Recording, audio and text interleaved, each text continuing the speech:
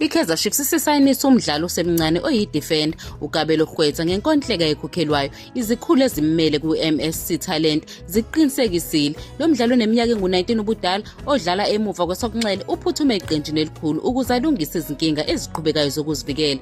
uGqwetha ube ngumdlali ovelele eqenjini le-Chiefs le-DStv Disc Challenge ehlaba umxhwele ngamakhono akhe okuvikela aqinile kanye nekhono lokuhlasela. Ukuthuthukiswa kwakhe okusheshayo kuye kwaqinisekisa ithimba lezobuchwepheshe ukuthi ukulungela ukukhuphukela ezingeni eliphezulu kakhulu. I-Chiefs ibidonsa kanzima emuva kwesokunxele kule sizini. uBrandley Cross noHappy Mashiyane behluleka ukuvikela izindawo zabo, nokho njengoba u-Elmisip Dove ebuyile kulimaleni kube nokuthuthuka okuthile. Ukukhushulwa kukaGqwetha kuhambisana nokugxila kweqembu ekuthuthukiseni intsha futhi kumnikeza inkundla yokuveza ithalente lakhe futhi athole nesipiliyoni. uGqwetha usezothola ithuba lokulwela indawo yokuqala futhi anikeze i-Kaizer Chiefs ukuzinza ekudingayo ngasohlangothini lwesokunxele. Ekuvikeleni kwayo, iqembu lizobe linethemba lokuthi ukukhushulwa kwakhe kuphawula ukuqala komsebenzi ophumelelayo ukuxazulula izinkinga zabo zangakwesokunxele emuva eminyakeni ezayo.